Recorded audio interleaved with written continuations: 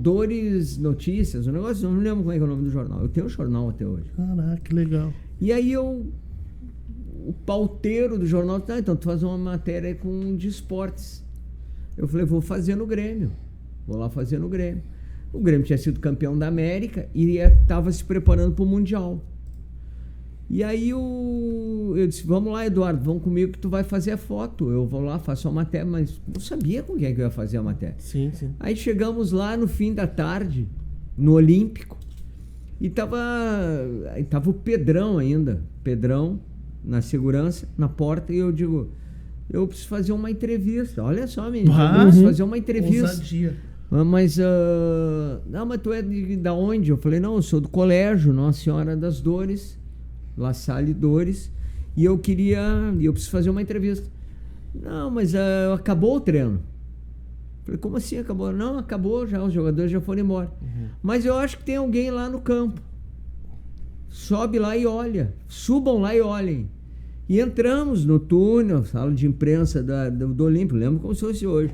O túnel, subimos, chegamos no campo, estava escurecendo já. Tava anoitecendo.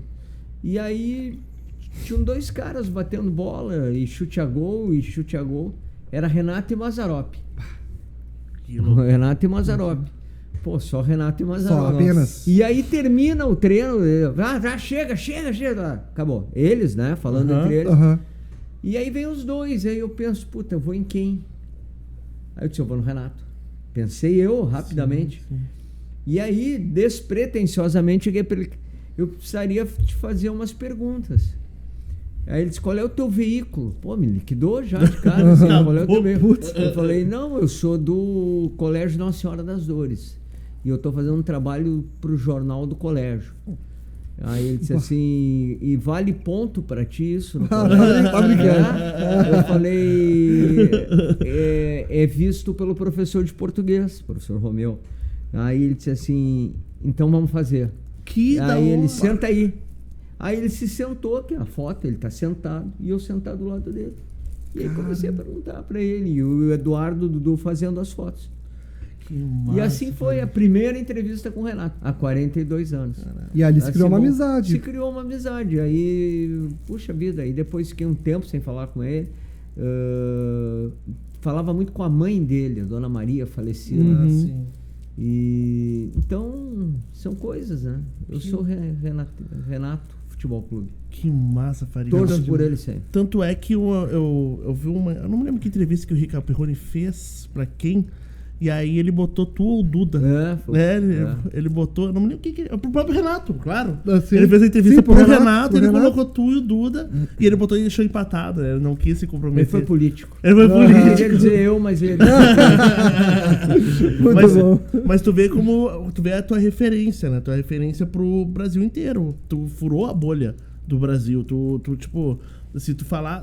O pessoal, quando o Grêmio principalmente perde... porque querendo ou não, esse pessoal vai ver e eles vão te procurar, Farid. E tu conseguiu isso sendo autêntico, né? Mas antes de a gente falar sobre isso, na verdade eu queria te fazer uma pergunta. Eu vou já puxar uma coisa um pouquinho mais polêmica. Vamos lá. Em relação ao jornalismo. Porque teu jornalismo lá desde a época que tu entrevistou o Renato no Colégio La Salle.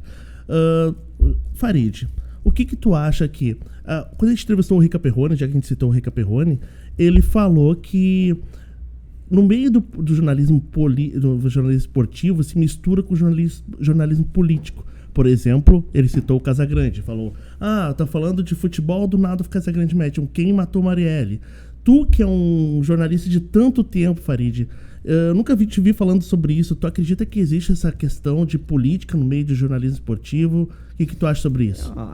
A política está em todos os lugares. Todos os lugares. E por que talvez eu nunca tenha falado nisso? Primeiro porque eu trabalhei no jornalismo político. Verdade. Eu na Rádio Gaúcha por 4 anos fui setorista político. Então eu cobria Assembleia Legislativa, Palácio Piratini e fazia futebol. Aí o Lazier Martins me apelida de repórter 24 horas. Lembro. Que dá uma ciumeira geral na rádio. Porque eu estava sempre no ar. Era de manhã no esporte, muitas vezes, de tarde na política e de noite ia pro jogo.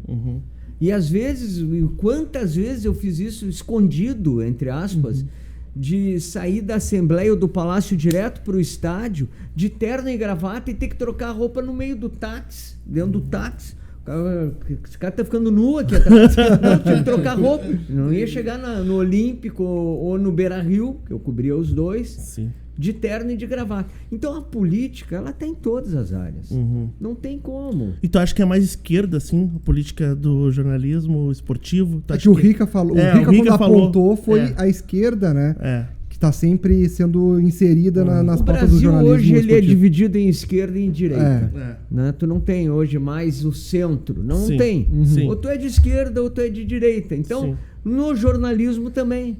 Sim. Ou tu é de esquerda ou tu é de direita. E tá cheio de esquerda e tá cheio de direita.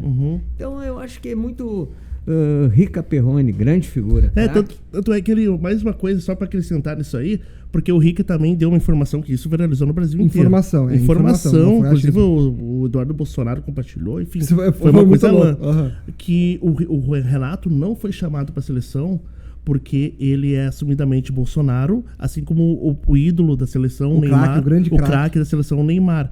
Em ano de eleição não poderia ter os dois juntos. Então, porque a oposição ao governo atual. Então teve isso. Mas a gente vai... Desculpa, manda, Gabriel. Não me perguntaram absolutamente nada, mas o que eu digo, se a gente pega esses últimos acontecimentos que teve na CBF, a gente viu uma interferência grotesca do Supremo Tribunal Federal. E tendo o nome ligado de um ministro que considerado mais de direita, né? Mas a gente vê que isso aí que vocês falaram é muita verdade. E acredito que também aconteceu no Grêmio, com o Tite. Porque o Tite, ele é assumidamente um pouco mais de esquerda, pelos seus posicionamentos. Cada um tem seu posicionamento. O Gabriel lê meu pensamento, eu ia falar isso. Eu sei que ele Eu ia falar isso. Parece que é teu filho, sei lá. Talvez eu tenha alguma coisa de sangue igual assim. Mas ele teve esse problema, que o Grêmio não quis por conta dessa questão política. Não porque ele... um professor Pardal, chatão, assim. Muito por conta da política. Então a gente vê como engloba tudo, né? Se na maior... Na Confederação Brasileira de Futebol tem um ministro do Supremo que tem uma empresa ligada, o seu nome e seu cunhado junto, e estão ganhando dinheiro com isso, não tem como dar certo, né? E infelizmente a política ela está muito enraizada dentro do futebol, ainda mais na CBF. A gente vê também o Edinaldo, ele pediu pro atual presidente o ajudá-lo para interferir, e o presidente não fez, né? Então às vezes dá um desgosto tanto da política do futebol, porque eles se uniram de uma forma meio ruim, né? A gente sabe qual é a forma. Então era só isso mesmo pra encher o saco de vocês um pouco. É isso aí. Me engasguei. Fica uma aguinha. Ele tomou o refri. Acabei de tomar. Foi um gás. Mas eu acho que essa é a questão. Em tudo, hoje, o Brasil está dividido. Em direita e esquerda. Eu acho que se a direita respeitar a esquerda e a esquerda respeitar a direita, cada um caminha na sua direção. Isso aí. Tem espaço para todo mundo. Maravilha, Farid.